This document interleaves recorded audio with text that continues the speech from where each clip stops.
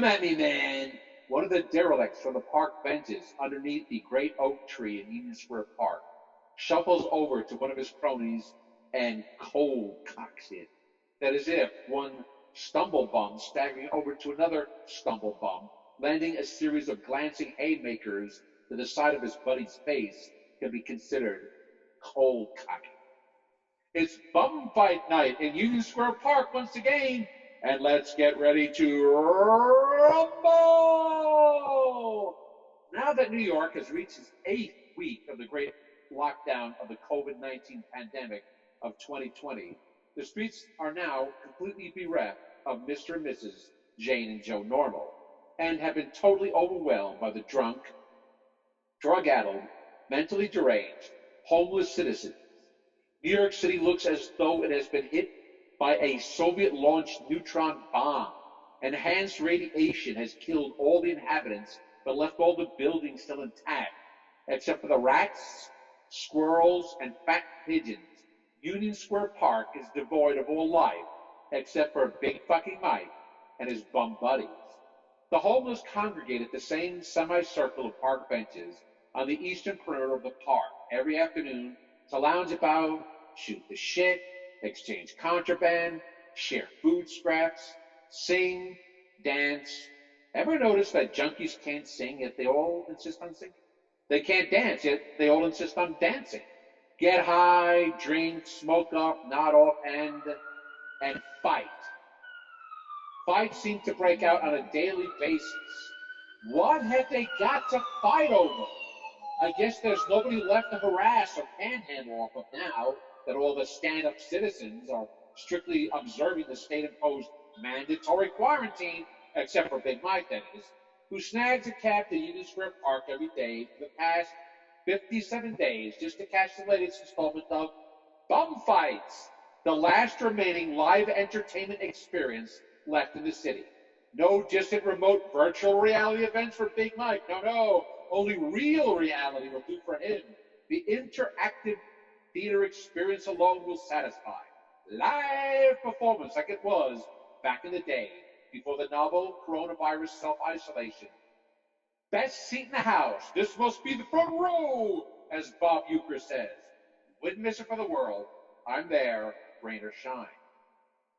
The king of the bums usually arbitrates these disputes. 6'6" tall, lean, muscled white dude in a filthy gray white wife beater t-shirt, long, flowing, greasy blonde mane of Fabio, dazzling green eyes, no teeth, named Tarzan.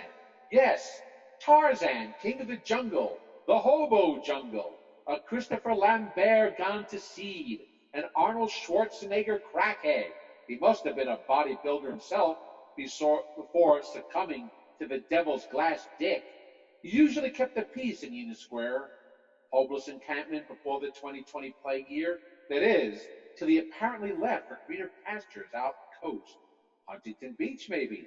So his compatriots have devolved into so many scrapping bully boys, leaderless, starving gray wolves, all struggling to become the next alpha male. One showed up with the dumpster's wooden table leg this afternoon, swinging it above his head like he was taking batting practice at the now empty Yankee Stadium. Swung it awkwardly at the midsection of his cohort, making contact with just enough force to send both combatants to the deck, where they both flailed about on the asphalt park path like twin Galapagos tortoises, upended on the back of their shells, both struggling to right themselves, dying cockroaches vainly waving their 6 legs and antennae to flip themselves over again. I've fallen and I can't get up! Another of their brethren retrieved the table leg and snapped it to against the trunk of the great oak tree, preventing any further bludgeoning attempts. If only Tarzan was still in town, none of this would ever have happened. Finally, for the main event, one ragged, broken-nosed derelict suddenly, and seemingly without any prior provocation, shuffles over to one of his cronies and lands a string of sucker punches to the face of his buddy, innocently nodding off into a Xanax-infused coma on the park bench opposite him. Come on, man! Come to me, man! the two gladiators square off against each other with balled-up fists, swaying in their own personal invisible wind, both striking menacing boxer stances, threatening one another in poses of mock bravado. Come at me, man! Come at me, man! I thought you was my friend! I thought you was my friend! At which point, yet one more bum staggers to his feet, takes up a third position in the arena, puts up his dukes and faces off against his two opponents in a triangle of death. Oh yeah, so you're on his side now, huh? I ain't on nobody's side.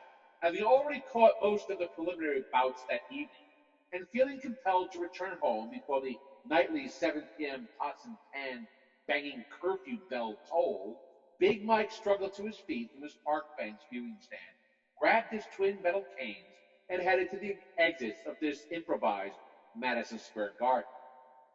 Oh, I see no use, guys. He's on your side, too. It's 3 against 1 now.